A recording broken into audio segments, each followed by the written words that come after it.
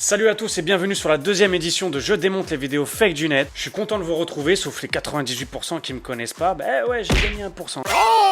Avant de commencer, je voudrais remercier tous les gens qui m'ont soutenu sur la première vidéo. J'ai eu vraiment pas mal de retours, j'en suis très satisfait. Je voudrais aussi remercier tous les gens d'un gros groupe parisien sur Facebook. Alors je dirais pas le nom parce qu'ils ont fini par supprimer mon post. Mais ils m'ont donné pas mal de retours, de conseils et se sont pas mal abonnés, donc merci à vous. Tout de suite, on va commencer par la première vidéo, mais avant ça, jingle.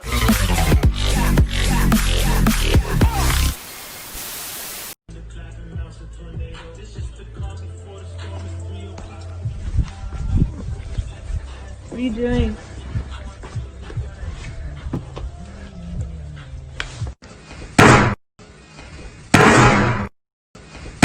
Donc déjà, dans une logique physique, c'est impossible. J'imagine que l'adolescente fait une cinquantaine de kilos, 45 au minimum. Donc soulever une charge comme ça aussi facilement et l'éclater contre le mur, non. No! God, please, no! Si on regarde la position qu'il a quand il soulève la charge, on voit qu'il est penché en avant et le dos courbé. On sait très bien que dans cette position-là, on peut pas soulever très lourd de peur de se casser le dos et surtout qu'on n'a pas du tout de force. À rigueur, pour soulever une charge comme ça, il faudrait mettre la charge contre son corps pour avoir toute la force, utiliser ses jambes pour soulever ce poids-là et ensuite l'envoyer contre le mur. Là, on voit bien qu'il est recourbé, qu'il est à bout de bras, soulevé comme ça, c'est pas possible. Ah si, c'est pas possible. Si vous me croyez pas, je vais demander à un ami. Eh Jamy, dis-moi, c'est pas possible de soulever une charge dans cette position-là? Évidemment. Vous voyez, c'est pas moi, c'est Jamy. Qui peut s'asseoir à la table de Jamy et le contredire? Hein? Bon, de toute façon, je faisais la petite parenthèse physique, mais à la rigueur, vu la coupure grossière de la vidéo entre les deux, à partir du moment qu'il y a une coupure, il y a vice de procédure. Et donc, ça lui laisse le temps de pouvoir remplacer la charge par ce qu'il veut, à la place de l'adolescente. Tant mieux, il n'y a pas de blessé. Alors, je prends pas ça au premier degré, je sais très bien que c'est pour faire rigoler, mais moi, j'ai du mal à rigoler à ces choses-là. Moi, je rigole pas facilement comme ça.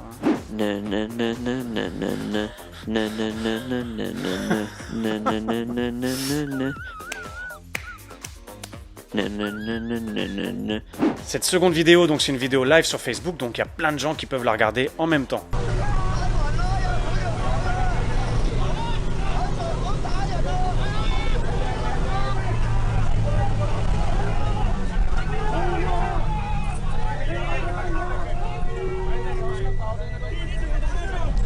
« 30 minutes après... »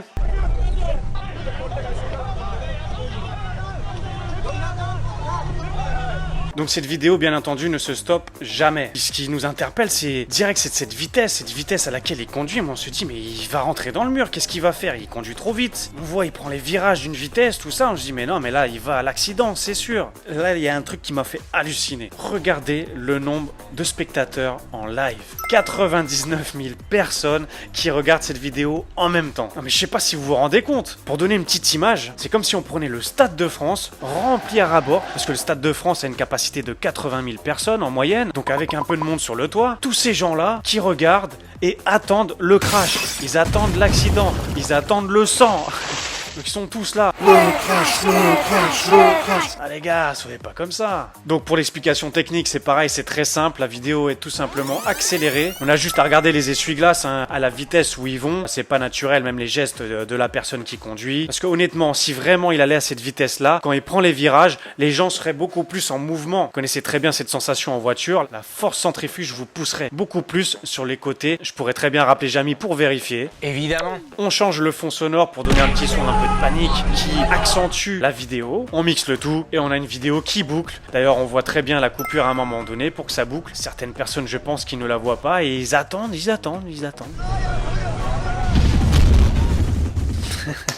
Next. Allez, on passe à la troisième, mais avant... 3 ans d'école d'effets spéciaux.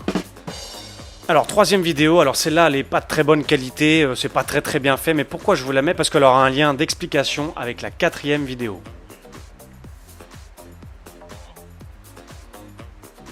Oh. Ah, elle a le sourire. Bravo l'artiste. Alors elle est fun, hein, donc le tour consiste à faire croire qu'il peut Bouger sa tête comme ça. par magie. Petit détail technique, la mauvaise qualité de son téléphone, parce que son téléphone n'arrive pas à garder le focus sur la bonne cible. Donc vous voyez, ça fait comme une petite sorte de zoom, dézoom, zoom, dézoom. Et ça justement, ça trahit son petit trucage, son petit montage. Alors il suffit simplement de prendre sa vidéo, de la dupliquer. Sur la première vidéo, on efface la partie du haut. Sur la deuxième vidéo, on efface la partie du bas. De mettre pause sur la partie du bas et de laisser la partie du haut défiler. Donc c'est un montage vieux comme le monde, hein. Donc là, on a plus affaire à un pro du collage plutôt qu'autre chose. Number 4.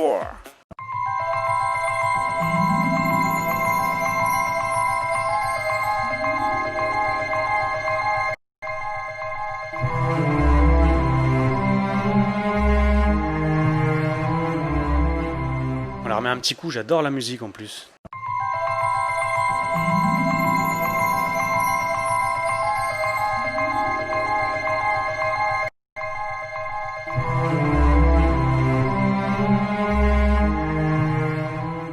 Alors d'après vous, trucage ou pas trucage? Moi je pense que la question elle est vite répondue. Merci JP. C'est comme ça que ça marche, ok? Donc ce jeune homme voudrait nous faire croire qu'il a un talent particulier pour faire tenir en équilibre ces objets-là. Pourquoi pas? Même, je vais vous dire, c'est pas impossible. Bien avant de voir cette petite vidéo-là, pour référence, je connais un artiste sud-coréen au nom de Rocky Byun, j'espère que je le dis bien, qui lui, pour le coup, a ce talent-là de faire tenir les choses en équilibre, mais c'est assez fou. Il fait tenir des rochers, des vélos, tout un tas d'objets. Alors, il fait ça depuis 9-10 ans. Il multiplie les vidéos sur Internet. Il fait aussi des sessions live dans la rue ou dans des salons d'exposition. Donc, ce qui me fait dire que cette personne-là ne triche pas. S'il peut faire ces performances-là en live, c'est très compliqué de truquer ça. Je vais vous mettre un petit extrait, regardez.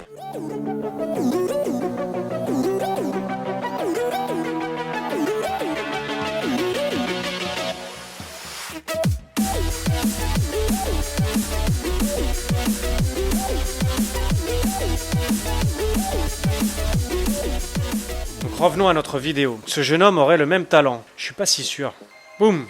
Vous voyez, il y a juste à fixer bien les outils, ou même on peut regarder ses bras, les coudes, il y a un petit décrochement. Donc même en étant immobile, quand on coupe une vidéo, c'est très dur, voire impossible de se remettre à la même position. Et comme j'ai dit pour la première vidéo, il y a vice de procédure. Alors il y en a qui pourraient me dire, mais... C'est Snapchat, ça fractionne les vidéos en plusieurs morceaux, c'est la coupure de Snapchat. Non, parce que la coupure se passe juste après. Là, c'était la coupure Snapchat, mais juste avant, c'était sa coupure à lui de vidéo. Alors je pense qu'il a utilisé la technique de rotoscoping. C'est un terme que la plupart d'entre vous connaissent pas, mais le rotoscoping, c'est une sorte de découpe aimantée de l'image. Cette découpe, elle est automatisée par l'ordinateur, il va sélectionner les contrastes de couleurs pour garder la cible. Et automatiquement, le logiciel va suivre la cible que vous avez donnée. Malheureusement, c'est un automatisme qui avance beaucoup le travail. Si on le règle pas très bien, ça laisse apparaître plein de petits défauts de découpe. Je vous montre un exemple.